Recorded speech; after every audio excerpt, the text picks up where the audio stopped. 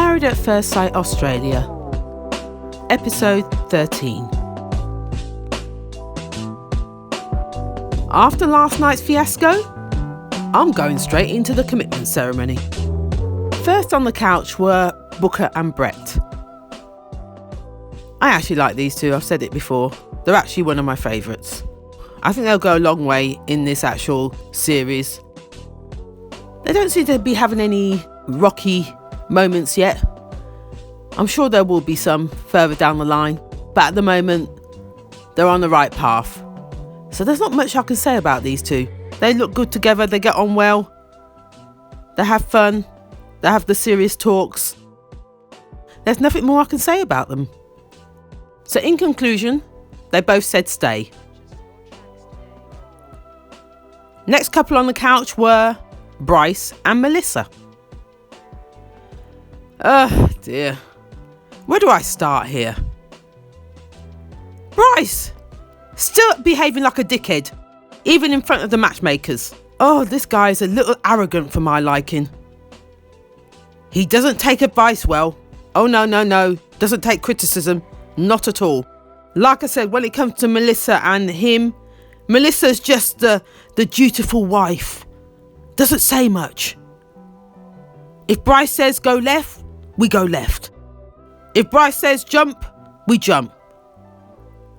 If Bryce says how high, yeah, you know where I'm going with this. She doesn't say anything. Oh, I don't want to call her names. She's just weak. I'm just going to say it. She's weak. And Bryce is arrogant and a bully. Something about him has narcissistic traits. I'm not liking the relationship with these two. At the beginning, they look good together. But behind the mask, all is not well. And as John the matchmaker said, Melissa doesn't look herself. She doesn't. She looks worn out. She looks worn out. Self-esteem, rock bottom.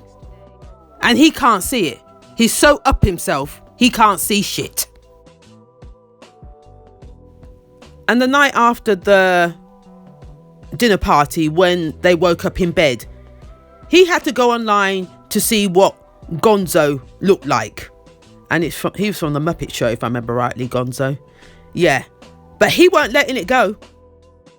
The situation with him and Sam, Bryce was not letting it go. And then on top of that, Melissa was saying something about, oh, they don't know how good we are together. I wouldn't believe anything they say. Yeah, they just don't know how good our relationship is together.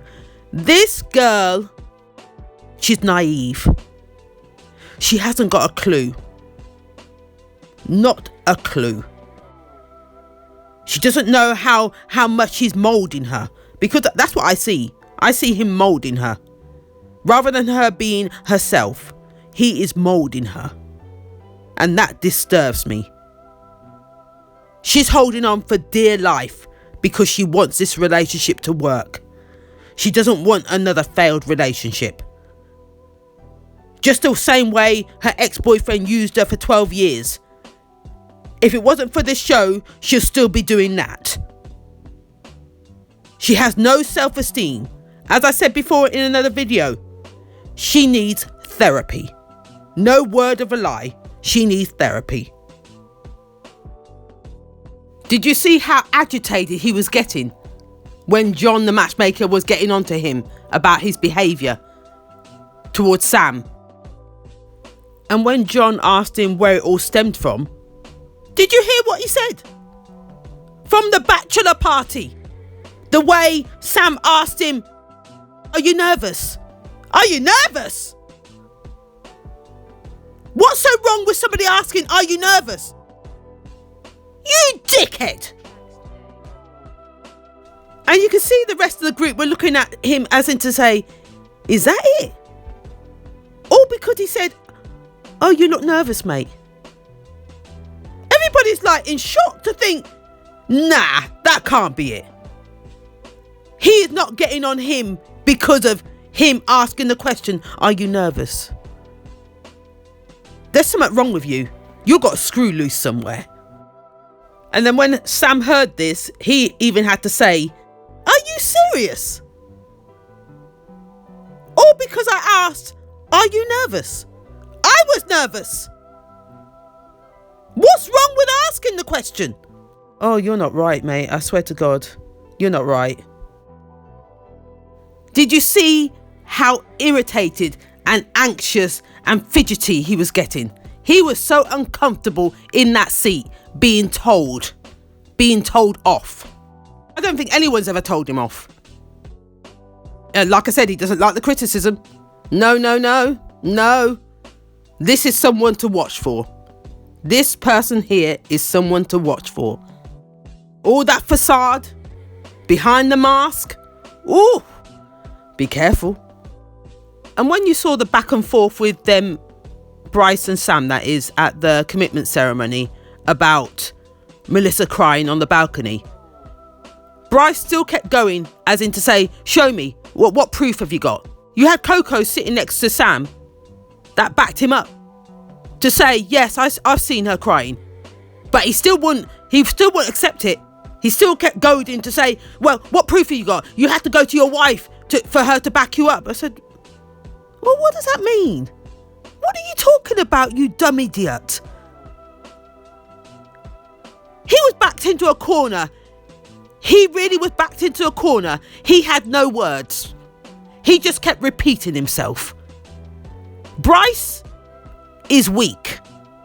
Where Sam is concerned, Bryce is weak. He didn't want to be losing that argument. It was ego against ego. And then little Melissa, his dutiful wife, decides to pipe up and say that was a lie. As in, her crying. That was a lie. We've all seen her crying. She's always crying. You need to stop lying. I'm sure you never used to lie before until you met him. Like I said, he's moulding her.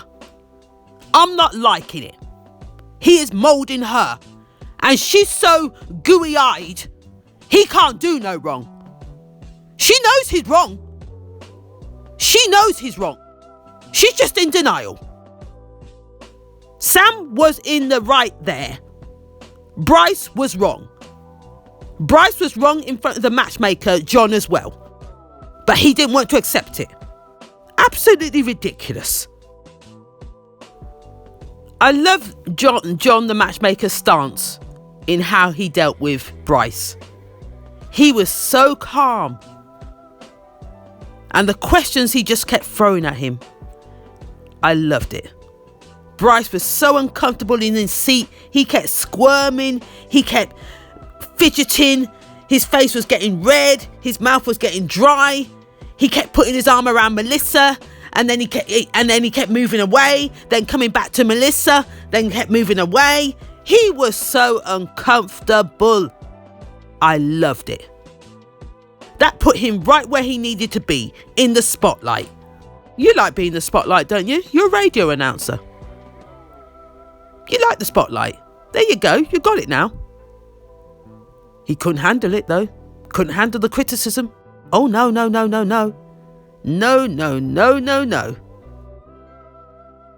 Anyway, I can't talk any more about him. I can't. He's just winding me up. In conclusion, they both put to stay. She'll always put to stay anyway, Melissa. She ain't going anywhere. If anybody will break this relationship, it would be Bryce. She ain't going nowhere. She'll be fighting to her last breath. She's that girl. If anyone was to walk away, it would be Bryce.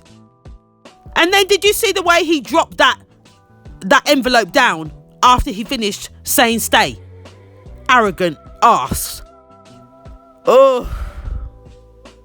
Like I said at the beginning, they look good together.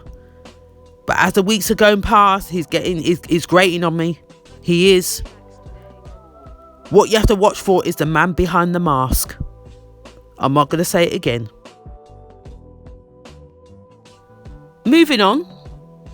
Next we had Alana and Jason. These two's time on the couch was short and sweet. We had Alessandra talking about the intimacy week with them and how Jason seemed to connect more with Alana during the eye gazing therapy they were doing, and he got very emotional during that period there. Yeah, I did like to see that. That was quite warming to see. But I'm still not convinced by him. Something niggles away about him for me. Yeah. And that's really all they talked about, was that. And that they're getting along well. Not much else. But as I said, I'm not quite convinced yet. I still feel there's a playerism about him that doesn't sit with me. But we'll see as the weeks go on. Moving on. Next we had Beck and Jake. Again, with these two, it was short and sweet. Becca started talking about how Jake had gone out and spent the whole night out with the boys and he wasn't respectful of her. So that already got her off on a bad note. She wasn't feeling him anyway. So she's finding anything in her power to strike points against him. Anyway, coming on to the intimacy week, he found the task with the eye-to-eye contact quite deep. He said he's never felt like that before, looking into someone's eyes. So he found it quite a good therapy. But with her, she had no connection at all, she said, in any of the tasks. It just didn't do it for her. She said when they did the laughing task, he found it quite painful to do. And she found it quite easy. But as she said, there was no connection with her and him. The connection was with herself, where she was thinking more about, I haven't laughed like this in a long time. And it's not because of him. But even when I saw that laughing task, when I was watching it, I felt to myself, is that how you laugh? Because that looks quite fake to me. I don't know whether it's just me. I don't know whether anybody else saw that. But I found it quite fake. I didn't feel it was real the way she was laughing anyway. So as well as him not feeling the laughing task, I don't think she was really into it either. So her saying that this is the most she's laughed, I don't believe it. Anyway, she said that their week has been very much a roller coaster. In conclusion, when it came to the results, she put to leave, he put to stay. She's been looking for any excuse to leave anyway. I still don't like her.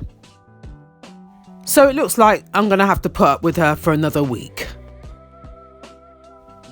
Anyway, moving on. Next we had Joe and James. These two had what they called a vanilla week. No real highs, no real lows. Just very much coasting. So Joe says. She turns around to James to see whether he agrees. James then turns around and says, I've got something to tell you. I've fallen in love with somebody else. Something along those lines. I'm thinking, hang on a minute, what's going on here? Is this some sort of joke? The rest of the group were in shock. The matchmakers were in shock. And then he turns around and says, shall I tell you who it is? To Joe. And she's like, okay, is it somebody within the experiment? And then he turns around and said, yes, somebody in this room. Eventually he turns around and said, it's Alessandra. Alessandra's face is like, is this meant to be funny? Everybody else in the group were laughing initially until she turned around and said, is that supposed to be funny? How he disrespected Joe in front of everybody, tried to humiliate her in such a way. What was that about? And he thought it was funny. I swear he was trying to get one up on her from last week when she turned around and said, stay for now. I swear he was doing it tit for tat. That relationship there disturbs me because they keep doing this. There's a tit for tatness that keeps going on with them. That's why I can't quite gel. I can't quite gel with them. They look good together, but, I don't know. I don't know what it is. It disturbs me. He says he feels disconnected. She had to agree. They've both got their walls up. I've got no words here. To me, it feels a bit tit for tat with this relationship. I just don't know where it's going to go. I can't see them lasting throughout the whole of this experiment. I'm sure I did say this earlier. So that's my view of those two. Anyway, in conclusion, James put to leave for now. You see what I mean when I say tit for tat? For last week, she put stay for now. So this week, he's going to put leave for now. Then he crossed out the for and then said he wants to leave now. This is tiring. How old are they? They're one of the oldest people in the group. And they behave like teenagers. This is ridiculous. Anyway, her answer was to stay. She wanted to try it another week to see whether they could get back to the beginning of how they started. This is painful. So we're just going to have to wait and see what happens next. Moving on. Next we had Patrick and Belinda. I like these two together. I do. They get on well. The only thing that's lacking is the intimacy side, so Patrick says. He needs more hugs, more kisses, along those lines, more the touchy-feely. And Belinda's still 2 paces behind at the moment. But I'm sure she'll get there. I'm sure she will. When it comes to the kissing, they did ask, I think the panel, the matchmakers did ask the question about what type of kissing they've been doing. And they went all round the houses with that. But let's get down to the nitty gritty. They haven't done any tongues. No tongues in regards to kissing. Yeah, not much going on there still at the moment. But I'm sure they'll get there, as I said. So in conclusion, they both decided to stay. Next in the hot seat, we had Beth and Russell. With these two, nothing has improved. Nothing's changed. From the word go, when you saw her crying on her wedding day, it said it all for me. It really did. This wasn't going to work. And nothing's changed since.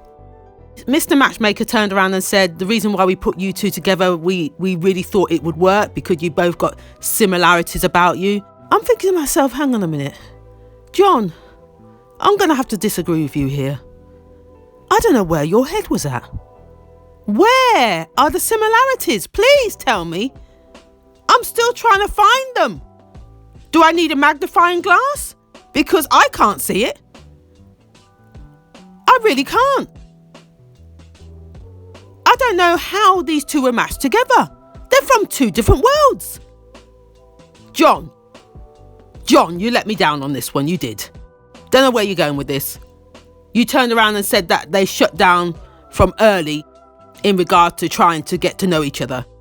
No, they didn't shut down from early. They just weren't meant to be. They may have a friendship there, but still, even still, outside of this, I can't see them being in touch with each other. No. Once the experiment's done, they're both going to go their own merry ways. But I did like the way they ended this. They were very amicable. They both knew it wasn't going to work. They ended it on a nice tip, spudding each other. And as you can tell, they both decided to leave. So that's the end of those two, Beth and Russell. Our next couple on the sofa was Sam and Coco. These two, as we know, have decided to just remain friends. Sam did mention about him apologising to Coco after the incident last week. And they got off on a good note.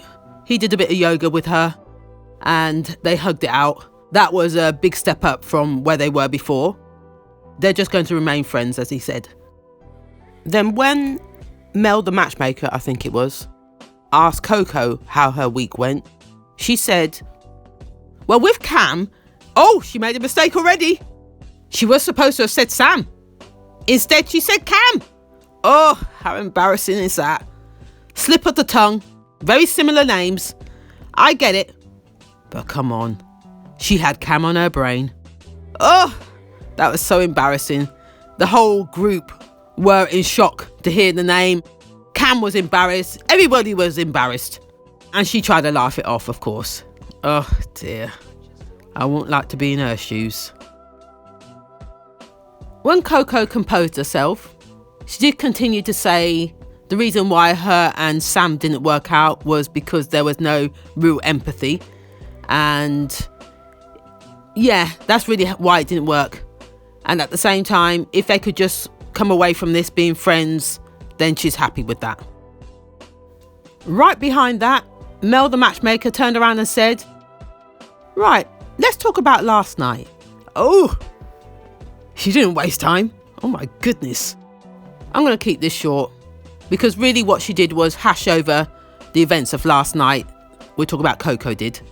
And then Mel the matchmaker did ask Sam, as in Samantha, what her take on it was. Samantha, as she said, knew nothing about any of this. About the whispering, about what had been going on during the week, none of it. And then on top of it, she said, I did appreciate Coco coming to me about it. She was a bigger person. Compared to Cam, he's been a monumental waste of my time. Those are the words she used. Monumental waste of her time.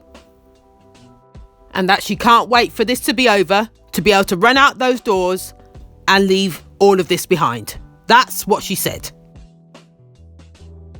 Sam then continued to say that Cam has done the opposite to everything he has said.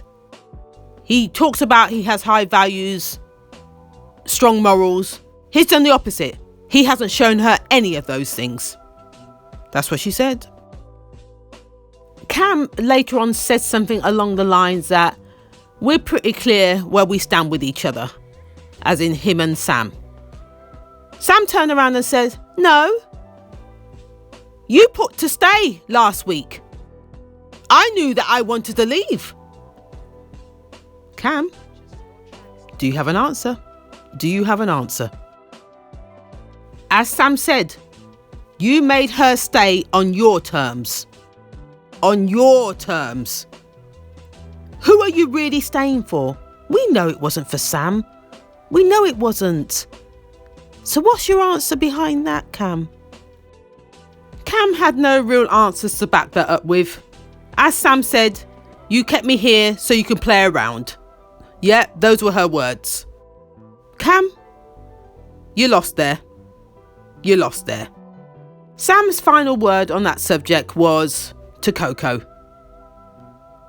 Coco, good luck.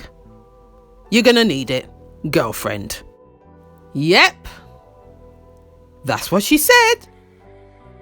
Mel the matchmaker then continued to ask Coco whether there was anything going on between the two of them, where the allegations were coming from. Coco denied everything. We might as well just say that. She lied through her teeth. She said, we haven't held hands, we haven't made out, we haven't done anything. That's what Coco said. But we all know that different. They were snogging their faces off earlier. Oh dear. She just lied through her teeth. Just to save face. I don't know. And then on top of that, Sam was saying it's not even about them having a connection. It's just, she just wished she knew earlier. That's really what she was saying. I wish I knew earlier. Then I think it was Alexandra, the matchmaker, turned around and said, even through all of that happening with Sam and her running off outside of the experiment to the toilet, bathroom, wherever, no one came behind her, especially not her husband. This high standing, high value, high morals, he did nothing. Didn't come to see how she was, didn't give her any assurance of anything. That's what Alessandra said. And we all saw that. When he's ready to shut down Cam, he just shuts down. It's quite embarrassing to see, to be honest. Anyway, bringing it back to Sam and Coco. In conclusion, they both decided to leave. Our last and final couple on the sofa were Samantha and Cameron. The first question was put to Sam, asking how things have changed or have not changed in this experiment for her. In short, she said she gave it her all. She came here looking for a man, looking for somebody real. Instead, she got Cam. She said she put a lot of hope on this experiment working. Her last words were, she's given it her all. She's given this everything. And that was the end. Poor girl, I really feel sorry for her, really do. She's held her head high throughout this whole experiment. And yeah, I can't fault her for that. I hope she finds what she's looking for on the outside. I really do. I wish her well. The question was then asked of Cam whether he had given this relationship everything. He turned around and said it was hard from the start, and he did say he switched off early. And when I switch off, that's it for me. And he himself knows he needs to learn from that. He needs to change that habit. Alessandra did turn around and said he needs to take some accountability for his actions because he can't continue with that pattern. She said he needed to be more upfront in regards to any feelings that are growing rather than how Sam had to find out behind her back. Basically saying he needs to man up. Yep, grab his balls and man up. He was then asked about the situation between him and Coco. Yep, we knew it was going to come on to this sometime soon. And he turned around and said, I have to admit there is a connection there. It's hard to ignore that because everybody else can see it. And feelings are feelings. He did say that he doesn't know where it's going to go from there. Ah, dear. Something makes me say these two are going to come back as a couple. But we're going to have to wait and see on this one. Anyway, in conclusion, they both decided to leave. It was inevitable. We saw it coming. They all said bye to each other, the whole group that is. So we had 3 couples that left this week. I'm sure they're going to be replaced. We all know how this pattern of married at first sight goes. So we're going to have to wait and see who comes in next. This is where I'm going to leave it. If you like what you heard, please like, comment and subscribe. Till next time.